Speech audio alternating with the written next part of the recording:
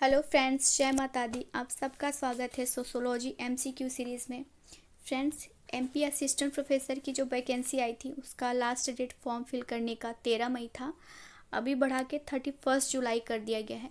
तो जो भी फॉर्म नहीं फिल कर पाए थे, डेट बढ़ गई है तो आप लोग कर लीजिए। इसमें सोशोलॉजी की 80 सीटें हैं। इसे सोशोलॉजी की सीट बहुत कम आती है। तो देखते हैं पहला प्रश्न। निम्नलिखित में से किसने जनसंख्या घनत्व को श्रम विभाजन से संबद्ध बताया है? तो ये दुर्खीम ने बताया है। सबसे पहले जो डिवीज़न ऑफ लेबर की बात एडम स्मिथ ने अपनी book the wealth of nation में की है। इसके बाद दुर्खीम ने कहा है कि जो मॉडर्न सोसाइटी है, ये जो काम का बंटवारा है, डिवीज़न ऑफ लेबर है, इसी की वजह से लोग जो एक दूसरे पर निर्भर रहेंगे और समाज में एकता बनी रहेगी। तो इसका राइट ऑप्शन है 3। अगस्त कौंत ने समाज के अध्ययन को विभाजित किया है।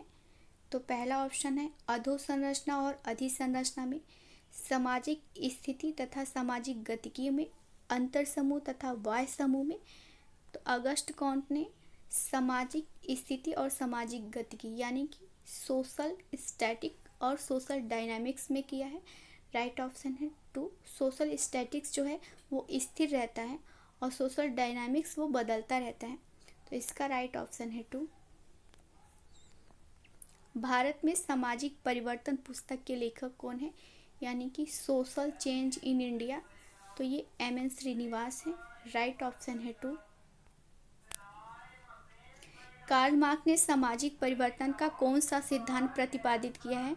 तो कार्ल मार्क्स ने सामाजिक परिवर्तन का वर्ग संघर्ष का सिद्धांत प्रतिपादित किया है। क्लास स्ट्रगल थ्योरी दी है इन्होंने। इनका कहना है कि समाज में हमेशा से दो वर्ग रहे हैं, एक पूंजीपति जिसको उन्होंने बुर्जुआसी कहा है, दूसरा सर्वहारा वर्ग गरीब।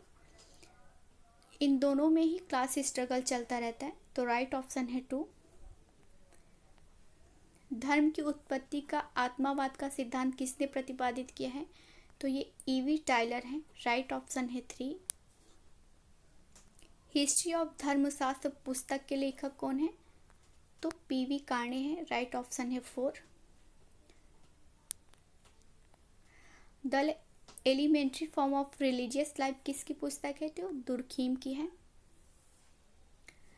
दुर्खीम ने कहा है कि धर्म कुछ नहीं, जो समाज है वही वास्तविक देवता है। राइट ऑप्शन है 2।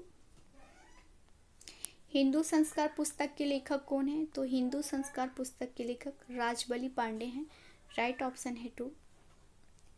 मैक्स वेबर के अनुसार तीनों प्रकार की सत्ताओं में से निम्नलिखित में से कौन सा नहीं है? तो मैक्स वेबर तार्किक सत्ता, तार्किक वैधानिक सत्ता की बात करते हैं।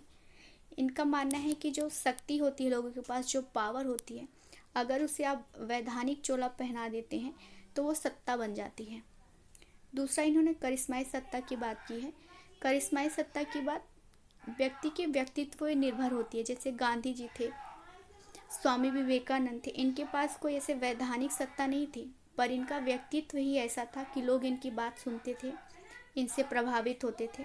तीसरा इन्होंने परंपरागत सत्ता बताई है, जो पीढ़ी दर पीढ़ी ट्रांसफ़र होती रहती है। धार्मिक सत्ता की बात ये नहीं करते हैं। तो इसका राइट ऑप्शन है 4। इंग्लैंड के एक विख्यात समाजशास्त्री का मत है कि मानव समाज की व्याख्या ठीक उसी प्रकार से की जा सकती है जिस प्रकार डार्विन ने पृथ्वी पर जीवन के उद्भव एवं विकास की व्याख्या की है। तो ये स्पेंसर हैं। डार्विन ने जीवों के विकास की बात की थी। डार्विन से स्पेंसर बहुत प्रभावित हुए थे। स्पेंसर को डार्विन का बुलडॉग भी कहा जाता है। स्पेंसर का मानना था कि जैसे पृथ्वी पे जीवों का विकास हुआ है, ऐसे ही समाज का विकास धीरे धीरे होता है। तो राइट ऑप्शन है 3।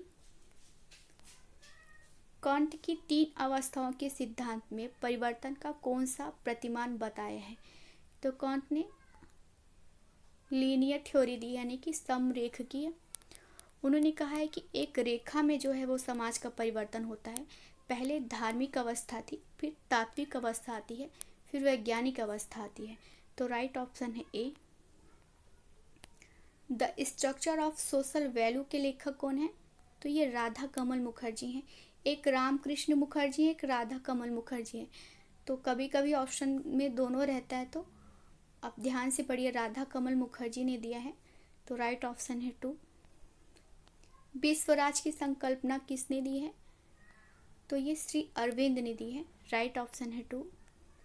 किसने कहा है समस्त धर्म एक ही उद्देश्य की ओर ले जाने वाले विभिन्न मार्ग हैं? तो ये महात्मा गांधी ने कहा है। महात्मा गांधी ने ट्रस्टीशिप का भी कॉन्सेप्ट दिया है, तो राइट ऑप्शन है 4। यदि उच्च सामाजिक परिस्थिति समूह की कन्या का विवाह निम्न सामाजिक परिस्थिति समूह के व्यक्ति से होता है, तो ये किस प्रकार का विवाह कहलाएगा?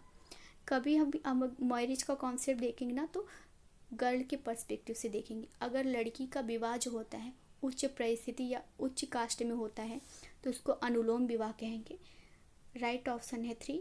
और नीचे जाती हैं वो निम्न सामाजिक परिस्थिति में या फिर लोअर कास्ट में, तो वो प्रतिलोम विवाह होता है।